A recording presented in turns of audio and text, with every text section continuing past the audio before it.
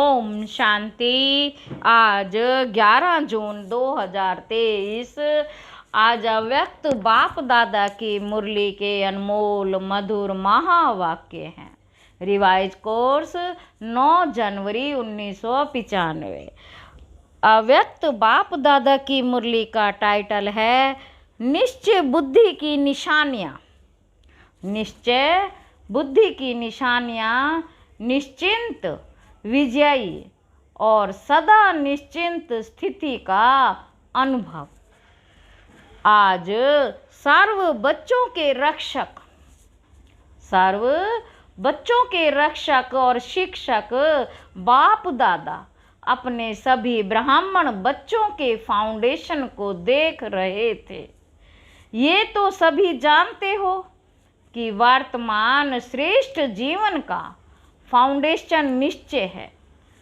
जितना निश्चय रूपी फाउंडेशन पक्का है, उतना ही आदि से अब तक सहज योगी, निर्मल स्वभाव, शुभ भावना की वृत्ति और आत्मिक दृष्टि सदा नेचुरल रूप में अनुभव होती है।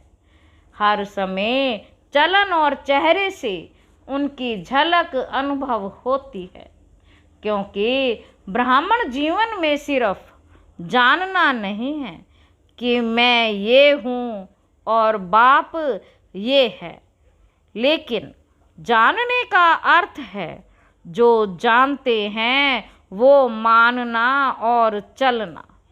जो जानते हैं वो मानना और चलना। बाप दादा देख रहे थे कि जो भी बच्चे अपने को ब्राह्मण कहलाते हैं वो सभी ये फलक से कहते हैं कि हम निश्चय बुद्धि हैं। तो बाप दादा सभी निश्चय बुद्धि बच्चों से पूछते हैं। बाप दादा सभी निश्चय बुद्धि बच्चों से पूछते हैं, जब आप सभी कहते हो कि हम निश्चय बुद्धि विजयी है, तो कभी विजय कभी हार क्यों होती है? जब कभी कभी थोड़ी हलचल होती है तो क्या उस समय निश्चय खत्म हो जाता है? निश्चय बुद्धि सदा हो तो विजयी सदा हो कि बीच में घुटका और झुटका होता है। निश्चय का फाउंडेशन चारों ओर से मजबूत है, या चारों ओर के बजाय कभी एक और कभी दो और ढीले हो जाते हो। कभी भी चीज को मजबूती किया जाता है तो चारों ओर से टाइट किया जाता है ना। बाबा कहते कोई भी चीज को मजबूत किया जाता है तो चारों ओर से टाइट किया जाता है ना। अगर एक साइड भी थोड़ा सा हलचल वाला हो तो हिलेगा ना। तो चारों प्रकार का निश्चय अर्थात बाप में, आप में, ड्रामा में। चारों प्रकार का निश्चय अर्थात बाप में, आप में, ड्रामा में और ब्राह्मण परिवार में निश्चय। ये चार ही तरफ के निश्चय को जानना नहीं लेकिन मानकर चलना है। अगर जानते हैं लेकिन चलते नहीं हैं तो विजय डगमग होती है। बाबा कहते अगर जानते हैं लेकिन चलते नहीं हैं तो विजय डगमग होती है। जिस समय विजय हलचल में आती है तो चेक करना है कि चारों तरफ से कौन सा तरफ हलचल में है। बाप दादा देखते हैं कि कई बच्चों को बाप में पूरा निश्चय है, इसमें पास है, लेकिन अपने आप में जो निश्चय चाहिए उसमें अंतर पड़ जाता है। जानते भी हैं, कहते भी हैं कि ये मैं ये हूँ, मैं ये हूँ, लेकिन जो जानते हैं, मानते हैं वो स्वरूप में, चलन में, कर्म में हो, इसमें ही अंतर पड़ जाता है। एक तरफ सोचते हैं कि मैं मास्टर सर्वशक्तिवान हूँ, मैं मास्टर सर्वशक्तिमान हूँ। बाबा कहते विश्व कल्याणकारी हूँ मैं। दूसरी तरफ छोटी सी परिस्थिति पर विजय नहीं प्राप्त कर सकते हैं तो मास्टर सर्वशक्तिवान, लेकिन ये परिस्थिति बहुत बड़ी है, ये बात ही ऐसी है। तो क्या ये निश्चय है कि सिर्फ जानना है? बाबा कहते लेकिन मानकर चलना नहीं। कहते हैं वह सोचते हैं कि मैं विश्व कल्याणकारी हूँ, लेकिन विश्व को तो छोड़ो, सब कल्याण में भी कमजोर होते हैं। अगर उस समय हम उन्हें कहो कि क्या स्वयं को परिवर्तन कर सब कल्याण नहीं बन सकते? स्वयं को परिवर्तन कर सब कल्याणकारी नहीं बन सकते, तो जवाब देते हैं कि तो विश्व कल्याणकारी, लेकिन सब कल्याण बहुत मुश्किल है, ये बात बदलना मुश्किल है। तो विश्व कल्याणकारी कहेंगे या कमजोर? बाबा कहते सब में भी परिस्थिति प्रमाण, समय प्रमाण, संबंध, संपर्क प्रमाण, निश्चय स्वरूप में आए। सब में भी परिस्थिति प्रमाण, समय प्रमाण, संबंध प्रमाण, निश्चय स्वरूप में आए। ऐसे निश्चय बुद्धि की विजय हुई ही पड़ी है। जैसे सभी को ये पक्का निश्चय है कि मैं श्रेष्ठ आत्मा हूँ। इसके लिए कोई दुनिया के वैज्ञानिक भी आपको हिलाने की कोशिश करें कि आत्मा नहीं शरीर हो, तो मानेंगे नहीं और ही उसको मनाएंगे। तो जैसे ये पक्का है कि मैं शरीर नहीं हूँ, मैं आत्मा हूँ, और कौन सी आत्मा हूँ, ये भी पक्का है। ऐसे निश्चय बुद्धि की विजय भी इतनी निश्चिंत है, हार असंभव है और विजय निश्चिंत है। और ये बातें निश्चिंत है, ये भी निश्चिंत है। बातें भी अंत तक आनी हैं, लेकिन उसमें विजय बनने के लिए एक ही समय पर चारों ही तरफ का निश्चय पक्का चाहिए। 3 में निश्चय है और 1 में नहीं, तो विजय निश्चिंत नहीं है, विजय निश्चित नहीं है। लेकिन मेहनत से विजय होगी। निश्चित विजय वाले को मेहनत नहीं करनी पड़ेगी। निश्चित विजय वाले को मेहनत नहीं करनी पड़ेगी। कई बार कहते हैं बाप दादा तो बहुत अच्छा है, वो तो पक्का है कि बाप है और हम बच्चे हैं, हमारा बाप से ही संबंध है। लेकिन देवी परिवार में खिट खिट होती है, उसमें निश्चय डगमग हो जाता है, इसलिए परिवार को छोड़ देते हैं, हल्का कर देते हैं। तो एक साइड ढीला हो गया ना। बिना परिवार के माला में कैसे आएंगे? माला कब बनती है? जब दाना दाने से मिलता है और एक ही धागे में पिरोए हुए होते हैं। अगर अलग अलग धागे में अलग अलग दाना हो तो उसको माला नहीं कहेंगे, उसको माला नहीं कहेंगे। तो परिवार है माला। अगर परिवार को छोड़कर 3 निश्चय पक्के हैं तो भी विजय निश्चित है। चलो परिवार की खिटखिट से किनारा कर लो। बाप का सहारा हो, परिवार का किनारा हो तो चलेगा। काम तो बाप से है या भाइयों से? बाप से काम है, वर्षा बाप से मिलना है, भाई बहनों से क्या मिलेगा? लेकिन ब्राह्मण जीवन में यही न्यारापन है कि धर्म और राज्य दोनों की स्थापना होती है, सिर्फ धर्म की नहीं। और धर्म पिताएं सिर्फ धर्म की स्थापना करते हैं। बाप की विशेषता है धर्म और राज्य की स्थापना करना। तो राज्य में एक राजा क्या करेगा? राज्य में एक राजा क्या करेगा? बहुत अच्छा तख्त भी हो, ताज भी हो, क्या करेगा? राजधानी भी चाहिए ना। तो राजधानी अर्थात ब्राह्मण परिवार सो राज परिवार, इसलिए ब्राह्मण परिवार में हर परिस्थिति में निश्चय बुद्धि, तब राज्य भाग्य में भी सदा राज्य अधिकारी होंगे। तो ऐसे नहीं समझना। बाबा कहते कोई बात नहीं, परिवार से नहीं बनती है, बाप से तो बनती है।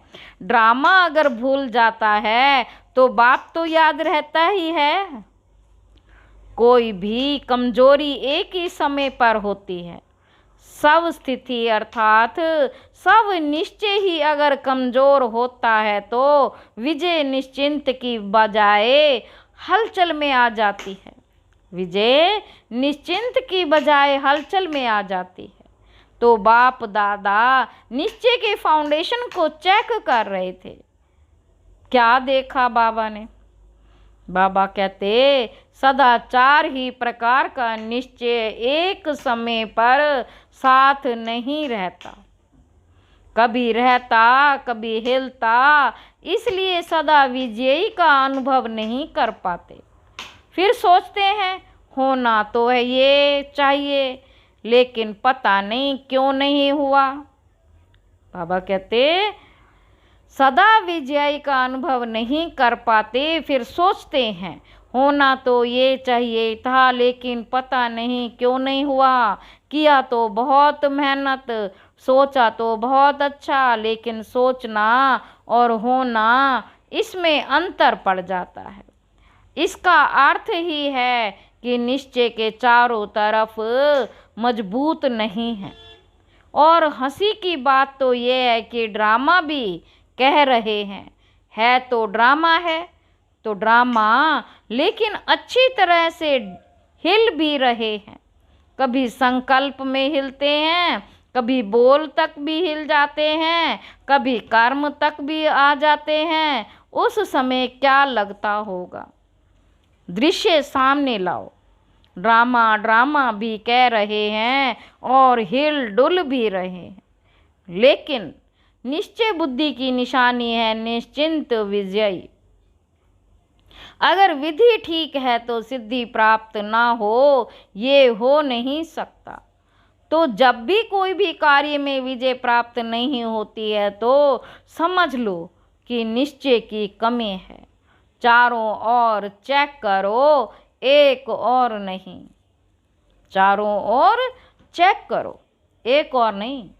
बाबा कहते बात निश्चय बुद्धि की निशानी जैसे निश्चित विजय है, वैसे निश्चिंत होंगे। कोई भी व्यर्थ चिंतन आ नहीं सकता, सिवाय शुभ चिंतन के व्यर्थ का नाम निशान नहीं होगा। ऐसे नहीं व्यर्थ आया भगाया, निश्चय बुद्धि के आगे व्यर्थ आ नहीं सकता। क्योंकि क्यों क्या कैसे ये व्यर्थ होता है? जब ड्रामा के राज को जानते हैं, आदि मध्य अंत को जानने वाले हैं, तो जो ड्रामा के आदि मध्य अंत को जानने वाले हैं वो छोटी सी बात के आदि मध्य अंत को नहीं जान सकते। वो छोटी सी बात के आदि मध्य अंत को नहीं जान सकते।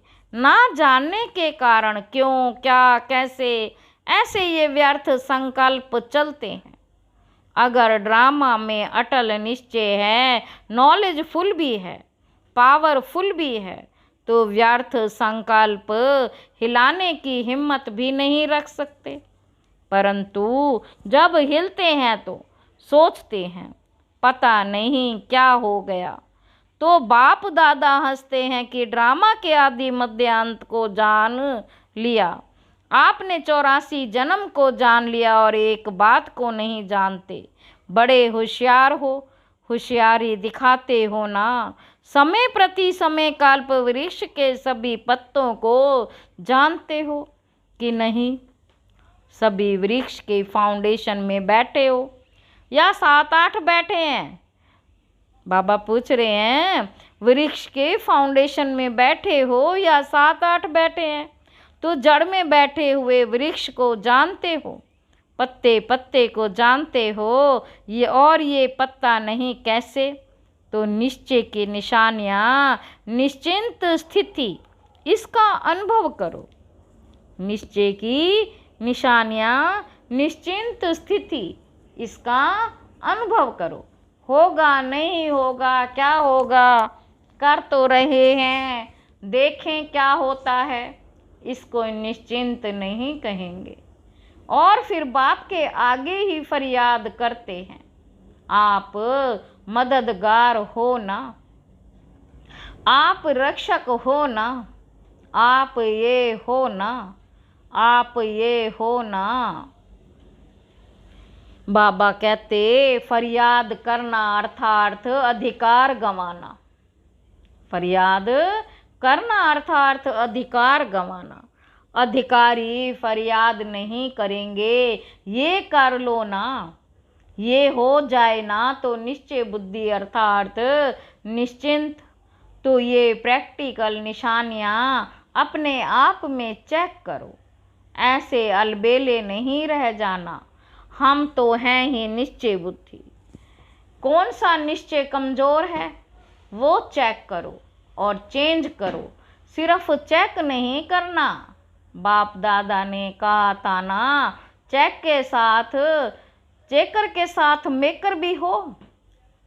बाप दादा ने कहा था ना, चेकर के साथ मेकर भी हो। सिर्फ चेकर नहीं, चेक करने का अर्थ ही है सेकंड में चेंज होना। लेकिन चेक करो और चेंज नहीं करो तो बहुत काल से स्वयं में दिल शिकस्त के संस्कार पक्के होते जाएंगे। अगर बहुत काल से स्वयं में दिल शिकस्त के संस्कार पक्के होते जाएंगे, और जो बहुत काल के संस्कार हैं वही अंत में अवश्य सामना करते रहेंगे। कोई सोचे अंत में तो मैं सिवाय बाप के और कुछ नहीं सोचूंगा, लेकिन हो नहीं सकता। बहुत काल का अभ्यास चाहिए, नहीं तो 1 सेकंड सोचेंगे शिव बाबा शिव बाबा शिव बाबा, और दूसरे सेकंड माया कहेगी नहीं, तुम्हारे में शक्ति नहीं है, तुम हो ही कमज़ोर। तो युद्ध चलती रहेगी। यदि निश्चिंत नहीं होंगे तो ब्राह्मण जीवन के अंत काल का जो लक्ष्य वर्णन करते हो वो सहज कैसे होगा। और अगर अंत तक ये व्यर्थ संकल्प होंगे तो वही भूतों के यमदूतों के रूप में आएंगे, और कोई यमदूत नहीं आते हैं। ये व्यर्थ संकल्प अपनी कमजोरियाँ यही यमदूत के रूप में आते हैं। यमदूत क्या करते हैं, डराते हैं और दूसरों के लिए कहेंगे विमान में जाएंगे, उड़ती कला से पार हो जाएंगे। कोई विमान आदि नहीं है, लेकिन उड़ती कला का अनुभव है, इसलिए पहले से ही चेक करके चेंज करो। कब तक करेंगे? बाप दादा को खुश तो कर देते हैं, करेंगे प्रतिज्ञा भी लिख देते हैं, लेकिन वो कागज तक रहती है या जीवन तक? बाबा पूछ रहे हैं वो कागज तक रहती है या जीवन तक? अच्छा, आज मधुबन निवासियों का भी टर्न है। मधुबन वालों से तो विशेष बाप दादा का स्नेह है, सबसे है, लेकिन फिर भी थोड़ा सा विशेष मधुबन निवासियों से है, क्योंकि निमित्त है। फिर भी देखो आप आते हैं, खातरी तो ठीक करते हैं, खातरी तो ठीक करते हैं ना। मधुबन वाले खातरी करने में पास है ना।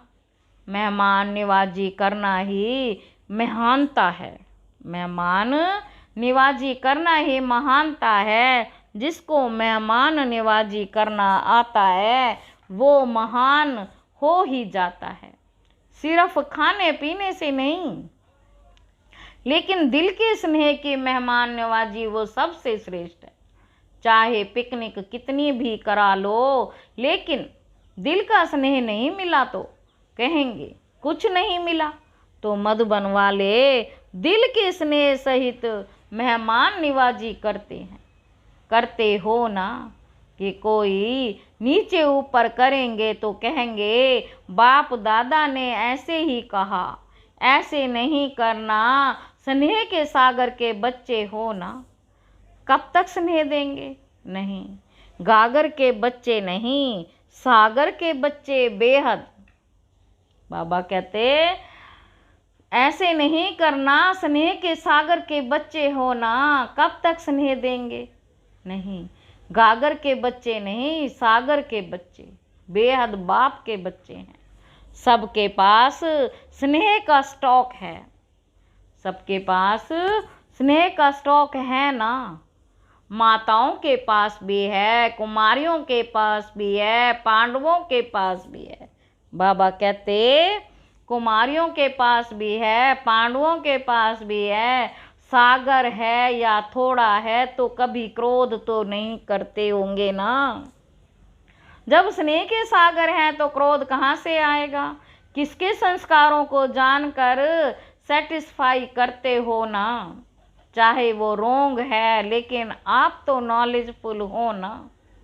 आप तो जानते हो ना कि ये क्या है, लेकिन उस समय क्या कहते हैं, इसने ऐसे किया ना, इसलिए हमने भी किया। रोंग से रोंग हो गया तो क्या कमाल की। उसने रोंग किया और आपने उसका रेस्पॉन्ड भी रोंग में ही दिया। कई कहते हैं ना क्रोध एक बार ही करते हैं तो कुछ नहीं होता, बार बार करता रहता है तो जानते हो कि जिसका स्वभाव ही क्रोध का है तो वो क्रोध नहीं करेगा तो क्या करेगा? उसका काम है क्रोध करना और आपका काम है स्नेह देना या क्रोध करना। वो 10 बारी करे तो आप एक बारी तो जवाब देंगे ना? नहीं देंगे। तो वो 20 बारी करेगा तो क्या फिर भी करेंगे? तो इतनी सहन शक्ति है। या उसने 10 किया, आपने आधा किया, कोई हर्जा नहीं। उसने झूठ बोला, आपने क्रोध किया तो क्या ठीक हुआ? फिर बड़े बहादुरी से कहते हैं झूठ बोला ना इसलिए क्रोध आ गया। लेकिन झूठ बोलना तो अच्छा नहीं लगा और क्रोध करना अच्छा है। तो स्नेह के सागर के मास्टर, स्नेह के सागर मास्टर, स्नेह के सागर के नयन चैन वृत्ति दृष्टि में जरा भी कोई भाव नहीं आ सकता। स्नेह के सागर के नयन चयन वृत्ति दृष्टि में जरा भी कोई भी भाव नहीं आ सकता। यदि थोड़ा थोड़ा जोश आ गया तो क्या उसको स्नेह का सागर कहेंगे कि लोटा है? चाहे कुछ भी हो जाए, सारी दुनिया क्यों नहीं आप पर क्रोध करे, लेकिन मास्टर स्नेह के सागर दुनिया की परवाह नहीं करेंगे। बेपरवाह बादशाह हो जो परवाह थी वो पा लिया। अभी इन व्यर्थ बातों से बेपरवाह बादशाह, चेकिंग की परवाह करो। बाबा कहते चेकिंग की परवाह करो, चेंज होने की परवाह करो, लेकिन व्यर्थ में बेपरवाह कर सकते हो कि बच्चा, पोतरा, दोतरा, दोतरी थोड़ा सा क्रोध करेगा, थोड़ा सा नीचे ऊपर करेगा तो स्नेह की बजाय और भावना भी आ जाएगी। दफ्तर में जाएंगे, बिजनेस में जाएंगे, नौकर ऐसा मिल जाएगा, वायुमंडल ऐसा मिल जाएगा, लेकिन व्यर्थ से बेपरवाह बादशाह, समर्थ में बेपरवाह नहीं होना। व्यर्थ से बेपरवाह बादशाह, समर्थ में बेपरवाह नहीं होना। कई उल्टा भी उठा लेते हैं, जहाँ मर्यादा होगी वहाँ कहेंगे बाप दादा ने कहा ना कि बेपरवाह बादशाह बन जाओ, लेकिन मर्यादाओं में बेपरवाह नहीं। आपका टाइटल है मर्यादा पुरुषोत्तम, ये मर्यादाएं ही ब्राह्मण जीवन के कदम हैं। अगर कदम पर कदम नहीं रखा तो मंजिल कैसे मिलेगी? ब्रह्मा बाप के कदम पर कदम रखो, तो ये मर्यादाएं ही कदम हैं। अगर इस कदम में थोड़ा भी नीचे ऊपर होते हो तो मंजिल से दूर हो जाते हो। फिर मेहनत करनी पड़ती है और बाप दादा को बच्चों की मेहनत अच्छी नहीं लगती। कहते हैं सहज योगी और कहते हैं मेहनत, तो अच्छा लगता है क्या? अच्छा, बाप दादा ने ड्रिल करवाई।